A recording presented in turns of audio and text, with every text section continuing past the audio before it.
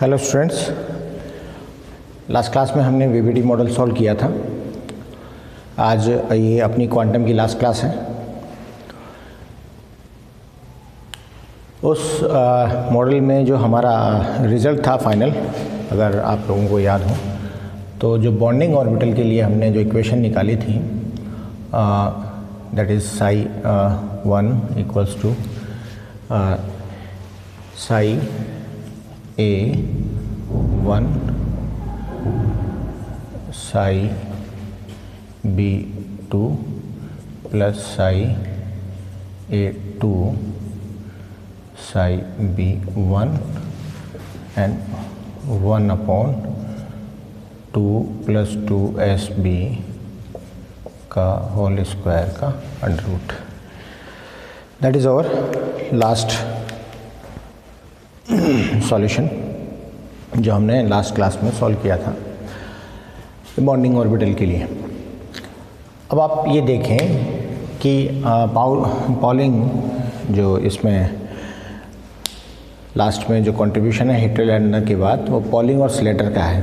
Polling और Slater जो scientist हैं, उन्होंने क्या इसमें इंट्रोड्यूस किया? उन्होंने इंट्रोड्यूस किया अनुनाद। उनका ये कहना था कि कुछ परिस्थितियां ऐसी भी हो सकती हैं जब इन दो हाइड्रोजन के बीच के जो इलेक्ट्रॉन हैं एक समय में पूरी तरह इसके न्यूक्लियस के अप्रोच में हो और इससे दूर हों, तो उस समय इस पे क्या आ जाएगा? प्लस चार्ज, और इस पे क्या आ जाएगा? माइनस चार्ज आ जाएगा। जैसे ये H है, ये H है। और ऐसी परिस्थिति भी हो सकती है कि दोनों इलेक्ट्रॉन पूर्णतः HA जो फर्स्ट वाला हमारा न्यूक्लियस है उससे अट्रैक्टेड रहें और HB पे कोई इलेक्ट्रॉन डेंसिटी ना देखने को मिले आपको, उस न्यूक्लियस के पास इलेक्ट्रॉन डेंसिटी ना के बराबर हो। तो ये चीज़ें, दोनों चीज़ें हो सकती हैं। तो पॉलिंग ये कहता है कि ये इस तरह का जो है इलेक्ट्रॉन की शिफ्टिंग है एक एटम से दूसरे एटम पे, वो रेजोनेंस है। इन फ्यूचर जो है जब रेजोनेंस एलोबरेट होता है तो उसमें बहुत सारी बातें इसे रिजेंबल भी करती हैं। तो अगर ऐसी स्थिति हो तो हमारा जो वेव फंक्शन है उसमें एक कंपोनेंट और आ जाएगा कि ये जो इलेक्ट्रॉन है वो या तो पहला और दूसरा दोनों इलेक्ट्रॉन, ये जो है ये नंबर इलेक्ट्रॉन का है, A और B जो है वो न्यूक्लियस को बता रहे हैं, तो ये हो सकता है। और दूसरा ये हो सकता है कि दोनों इलेक्ट्रॉन किसके पास हों? न्यूक्लियस B के पास हो। और उसके लिए उन्होंने, इसके लिए भी एक मिक्सिंग कोफिशिएंट होगा। तो that is, this is Sai valence bond, 1 की जगह मैं वैलेंस बॉन्ड यूज़ कर रहा हूँ, and this is Sai resonance. जो आपका साई रेजोनेंस की बजाय इसको आयनिक लिखें तो ज़्यादा बेटर है, आयन, साई आयन। नाउ अब अगर आप कंप्लीट इक्वेशन लिखना चाहें वीबीटी की, तो साई टोटल जो होगा that is equals to psi VB plus psi ion, मतलब ये प्लस ये, तो आपका पूरा वेव फंक्शन आएगा, कंप्लीट वेव फंक्शन। तो इस प्रकार जो अपना वीबीटी मॉडल है उसका रिजल्ट क्या है? This plus this gives you total bonding equation. अब जो लास्ट कंक्लूडरी जो बात हमें करनी थी क्वांटम में, वो बात करनी थी हमें VBT versus MOT, VBT versus MOT की हमारी जो थ्योरी है, दो थ्योरी हैं, मॉलिक्यूलर ऑर्बिटल थ्योरी और वैलेंस बॉन्ड थ्योरी। इन दोनों में क्या सिमिलरिटीज़ हैं और क्या डिफरेंसेस हैं? तो सिमिलरिटीज़ और डिससिमिलरिटीज़ अगर हम चेक करें तो पहली सिमिलरिटी ये है कि दोनों ही केवल कोवलेंट बॉन्ड की व्याख्या करते हैं, दोनों कोवलेंट बॉन्ड के लिए हैं, सिमिलरिटी है, दोनों कोवलेंट बॉन्ड की बात करते हैं। दोनों ओवरलैप की बात करते हैं कि एटॉमिक ऑर्बिटल्स जो हैं वो ओवरलैप करके नए ऑर्बिटल बनाते हैं, तो ओवरलैप की बात करते हैं। अतिव्यापन की बात दोनों जगह होती है। दोनों ये मानते हैं कि कोवेलेंट बॉन्ड हैं वो दिशात्मक होते हैं। हमने sp2 sp3 सॉल्व भी किए VBT मॉडल के जो कंपोनेंट्स हैं, तो हमने देखा कि ये डायरेक्शनल फैक्टर जो है, डायरेक्शनल बॉन्डिंग को मानते हैं कि VBT और MOT दोनों मानते हैं कि कोवेलेंट बॉन्ड डायरेक्शनल होता है। इसके अलावा दोनों ये मानते हैं कि जो पार्टिसिपेटिंग ऑर्बिटल्स हैं उनकी एनर्जी में ज़्यादा डिफरेंसेस नहीं हो, minimum difference, possible minimum difference. तो आप ये देखें MOT मॉडल की अगर बात करूं तो मान लो बोरोन का MOT मॉडल है, तो बोरोन का 1s जो है वो ऐसा नहीं कि दूसरे एटम के 3p से या 2p से इंटरेक्ट होगा। 1s के साथ इंटरेक्ट होगा, 2s के साथ इंटरेक्ट होगा, p के साथ इंटरेक्ट होगा, 2p के साथ इंटरेक्ट होगा। तो कहने का मीनिंग क्या है कि जो बनने वाले ऑर्बिटल्स हैं, जो नए ऑर्बिटल बनेंगे, MOT में बनेंगे मॉलिक्यूलर ऑर्बिटल और VBT में बनेंगे आपके हाइब्रिड ऑर्बिटल्स।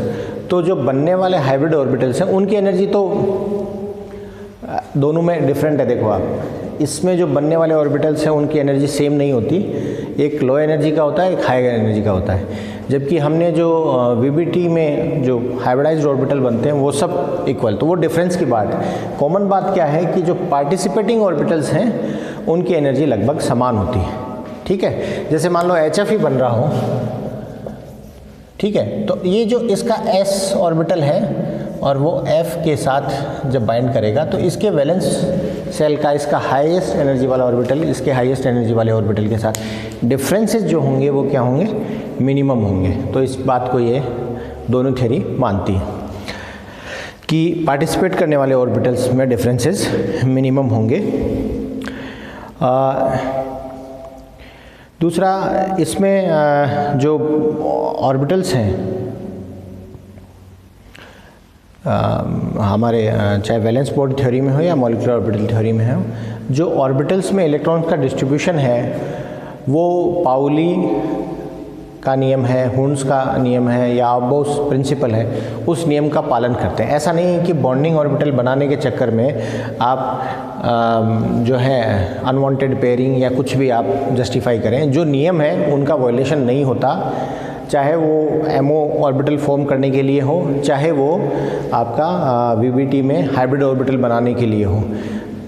हाइब्रिड ऑर्बिटल निर्माण के समय भी और मॉलिक्यूलर ऑर्बिटल निर्माण के समय भी, दोनों परिस्थितियों में जो एटम्स पार्टिसिपेट करते हैं उनके इलेक्ट्रॉन, उनका जो डिस्ट्रीब्यूशन है ऑर्बिटल्स में, वो पाउली के एक्सक्लूजन प्रिंसिपल, हुंड के जो हुंड का प्रिंसिपल है या अबाउ सिद्धांत जो है N+L वाला, उन सब सिद्धांतों का वायलेशन नहीं करता। तो ये दोनों तो बात हम देखें तो ये तो हैं सिमिलरिटीज़ कि दोनों कोवलेंट बॉन्ड के लिए हैं, दोनों ओवरलैपिंग की बात करते हैं, डायरेक्शनल बॉन्डिंग की बात करते हैं, पार्टिसिपेटिंग ऑर्बिटल्स के बीच में मिनिमम एनर्जी डिफरेंस होना चाहिए, है ना। तो ये सब बातें वो करते हैं। साथ में पाउली और अबो एटॉमिक ऑर्बिटल जो पार्टिसिपेटिंग ऑर्बिटल्स हैं वो उन प्रिंसिपल्स को फॉलो करते हैं जो आपने एटॉमिक स्ट्रक्चर में पढ़े हैं। Last one, both are approximations, दोनों के दोनों क्या है, सन्निकटन है। अप्रोक्सीमेशन या सन्निकटन हिंदी वर्ड है। इसका मीनिंग क्या है कि ये कोई एक्सपेरिमेंट बेस्ड थ्योरी नहीं है, एक्चुअल में ये मैथमेटिकल कैलकुलेशन बेस्ड, या हम कहें कि एक अप्रोक्सीमेशन लगाया गया है, but these are hypothesis not imagination. Hypothesis that means इस तरीके से ये काम हुआ होगा because of these are the facts that are verified by these theories. तो जो बॉन्डिंग है, नेचर है, जो मटेरियल बना है उसकी जो नेचर है, उनको ये जस्टिफाई करने में कैपेबल है और ये क्वांटम के प्रतिबंधों के अनुरूप इनके अप्रोक्सीमेशन लगाए गए हैं। तो आप ऐसा नहीं कह सकते कि ये कल्पना है। These are well established approximations, ठीक है। तो ये बात हुई सिमिलरिटीज़ की। अब इनमें डिफरेंसेस क्या हैं? तो सबसे पहला डिफरेंसेस तो जो मॉलिक्यूलर ऑर्बिटल बनेंगे वो अलग अलग एनर्जी लेवल्स में रहेंगे, जबकि यहाँ जो हाइब्रिड ऑर्बिटल्स बनेंगे वो एक सिमिलर एनर्जी लेवल पे रहेंगे। सेकंड थिंग, इसमें हमने पढ़ा वीबीटी में कि उसके जो एटम्स हैं, मान लो 2 हाइड्रोजन बने तो उसके न्यूक्लियस हैं या उसके जो एटम्स हैं उनकी जो मूलभूत गुण हैं, या हम ये कि उसकी खुद की जो प्रॉपर्टीज़ हैं वो प्रॉपर्टीज़ क्या रहती हैं, रिटेन रहती हैं। जबकि मॉलिक्यूलर ऑर्बिटल ये कहता है कि जब 2 एटम मॉलिक्यूलर ऑर्बिटल बना लेते हैं तो एक बड़ा न्यूक्लियस बनता है और उन एटम्स का, उसके इलेक्ट्रॉन्स का डिस्ट्रीब्यूशन उनके अराउंड होता है। दैट मीन्स जो एटम थे उनकी खुद की कोई आइडेंटिटी नहीं बचती। इसका कारण क्या है? इसका कारण ये है कि इसके इनर मोस्ट से लेके आउटर मोस्ट तक जितने भी इलेक्ट्रॉन्स हैं सब पार्टिसिपेट करते हैं। जबकि वीबीटी में क्या होता है, केवल और केवल आउटर मोस्ट सेल के जो इलेक्ट्रॉन्स हैं, संयोजी इलेक्ट्रॉन जिनको बोलते हैं, वैलेंस इलेक्ट्रॉन बोलते हैं, केवल वही पार्टिसिपेट करते हैं, बाकी इलेक्ट्रॉन्स पार्टिसिपेट नहीं करते हैं। तो ये आपको वीबीटी में और एमओटी में बड़ा डिफरेंस है कि इसमें सिर्फ वीबीटी में सिर्फ आउटर मोस्ट सेल के इलेक्ट्रॉन पार्टिसिपेट करते हैं, जबकि एमओटी में सब इलेक्ट्रॉन पार्टिसिपेट करते हैं। तो इसका मीनिंग क्या हुआ कि वीबीटी में जो कर्नेल है, वीबीटी में kernel means penultimate shell के इलेक्ट्रॉन्स को आप अलग कर दो, जो अंदर वाला पार्ट बचता है, इलेक्ट्रॉन प्लस न्यूक्लियस जो बचता है एटम, वो इंटेक्ट रहता है, उसका कोई पार्टिसिपेशन नहीं है बॉन्डिंग में। इसीलिए वीबीटी में जो एटम है उसकी जो प्रॉपर्टीज़ हैं वो बनी रहती हैं। तो जो मूल एटम है उसकी प्रॉपर्टीज़ बनी रहती हैं वीबीटी में। लेकिन एमओटी में ऐसा नहीं है, क्योंकि एमओटी में inner most to outer most सभी इलेक्ट्रॉन्स जो हैं जिस लेवल में हैं वो दूसरे एटम के उसी लेवल के similar energy level, minimum difference energy पर जितने ऑर्बिटल्स हों उन सबके साथ ओवरलैप करते हैं, कंबाइन होते हैं और कंप्लीटली नया इलेक्ट्रॉनिक डिस्ट्रीब्यूशन क्रिएट करते हैं। तो उनके जो एटम्स हैं उनकी आइडेंटिटी का लॉस हो जाता है। ठीक है, तो आप कह सकते हैं कि जो मॉलिक्यूलर ऑर्बिटल हैं ये मल्टी न्यूक्लियर स्पीसी बन जाती है, जबकि इसमें जो है ये मल्टी एटॉमिक स्पीसी है। यहाँ न्यूक्लियस बहुत सारे हैं लेकिन एटम्स की कोई आइडेंटिटी नहीं है, यहाँ एटम्स की आइडेंटिटी इंटैक्ट है। दूसरा एक बिंदु, एक तरीका और है देखने का, जहाँ अभी हमने थोड़ी देर पहले बात की कि जब वीबीटी में इलेक्ट्रॉन्स आप आइडेंटिफाई नहीं कर सकते, कोई यहाँ भी नहीं कर सकते एमओटी में, लेकिन इस एमओटी का जो मॉडल है वो बेसिक एटॉमिक स्ट्रक्चर के मॉडल पे lowest to highest electron distribution, नए ऑर्बिटल्स बनते हैं मॉलिक्यूलर ऑर्बिटल, और उनमें इलेक्ट्रॉन्स का डिस्ट्रीब्यूशन बिल्कुल नियमानुसार होता है। तो यहाँ पे आपको इस तरह की चीज़ें देखने को नहीं मिलेंगी। साई आयनिक जैसी यहाँ कोई या अनुनाद जैसी यहाँ कोई बात नहीं होती। मॉलिक्यूलर ऑर्बिटल जो है वो इस कॉन्सेप्ट का कि दोनों इलेक्ट्रॉन इसी के पास हैं या दोनों इलेक्ट्रॉन, क्यों? क्योंकि वहाँ एटम की कोई आइडेंटिटी नहीं है। हमने यहाँ जब बात की थी तो हम बात कर रहे हैं एच ए और एच बी की, तब H2 बना है। यहाँ एच ए और बी की कोई बात नहीं होती। जब मॉलिक्यूलर ऑर्बिटल बन गया तो both H R A part of molecular nucleus, multi nucleus, तो वहाँ पे इसकी कोई बात नहीं। इसलिए ये साई आयनिक जैसी टर्म हमें एमओटी में इसका कहीं कहीं कोई जिक्र आपको नहीं मिलेगा। वो linear combination of orbitals MOs से बना है, मॉलिक्यूलर ऑर्बिटल्स के कॉम्बिनेशन से बना है।